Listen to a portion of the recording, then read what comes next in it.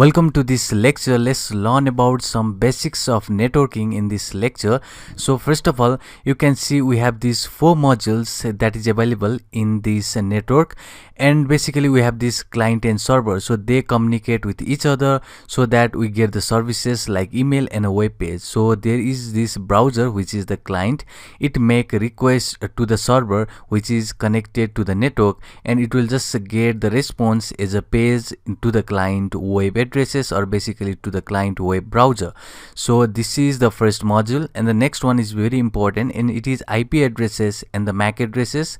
It is how the device on the network can be found. So if you want to send any information, it is done with these two modules, and it is IP addresses and MAC addresses.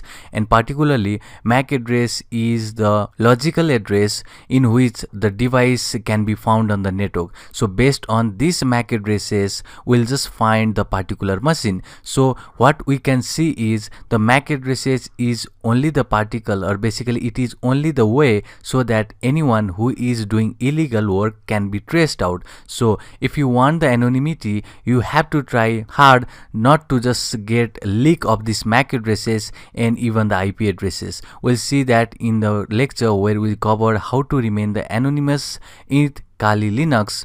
And you can see the third building block, and it is about the network hubs, switches and the cable. And you know that is we have these connections in order to support the networking, and it is a hardware building block of any network. And the next one is a router and a firewall, and it is about to organize and control the flow of a traffic on the network. So this router will just get the information, and based on that information it will just control the flow of a traffic on the network. So now let's see how we can get the IP addresses and MAC addresses with the Windows. So first of all, let me open this command prompt, and if I just type ipconfig and if I hit enter, you are getting these connections of Wi-Fi, and it is with the LAN adapter.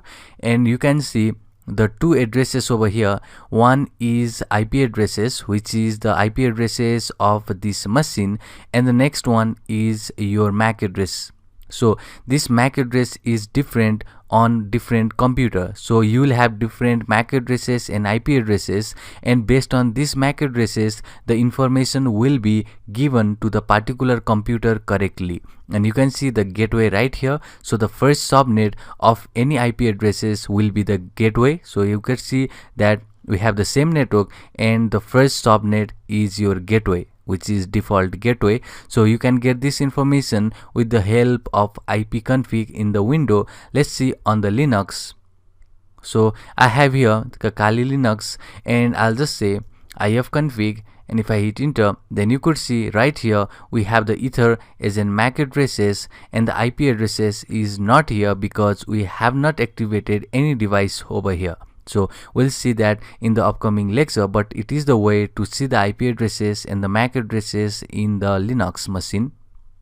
So back to here, so you can see that we have this data frame containing the header and the data. So data is basically the actual information in the bits, and header is what we contain of these MAC addresses.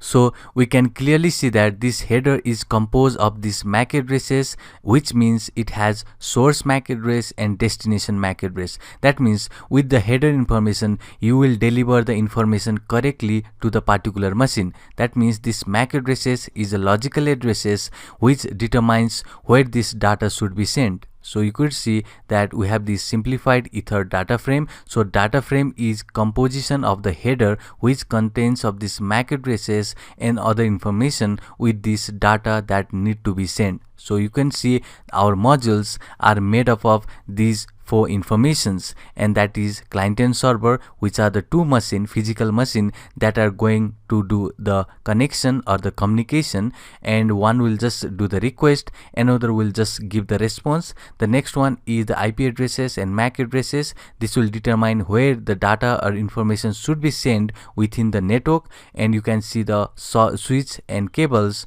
which is going to build us a network. And next one is a router and firewall. They will organize and control the flow of traffic within the network. So let's go down and let's see this page over here which shows this diagram, and this diagram is very important diagram. So let's assume that we have this public network and the private network. So in the private network, the first gateway will be your gateway, default gateway, or first subnet of your network will be the default gateway. So over here we have this machine that is connected to Wi-Fi network, and each of these have these IP addresses. So this .1 refers to these IP addresses and last subnet over here, and you could see that this is going to deliver the information to the computer.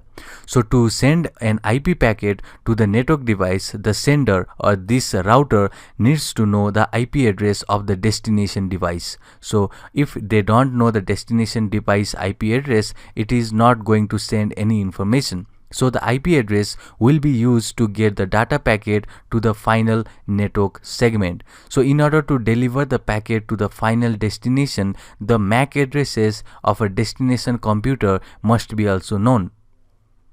So the protocol should be used, and that protocol is ARP protocol, which stands for Address Resolution Protocol. So it is used as an Ethernet broadcast to query the nodes on the network. So query will be something like which node or which of these devices has the IP addresses or a destination IP addresses, and they will say send me that MAC addresses. So that will be the information that is done with the ARP request. So ARP request is done so as to get the MAC addresses, so that information will be sent correctly to that machine. So in order to see that all the node will see that query, that is the query that is done with the ARP request, but only the node or only the computer with that destination IP addresses replies. Other all will ignore that message, and only the machine that has the particular MAC addresses will reply, and in that way there will be the communication.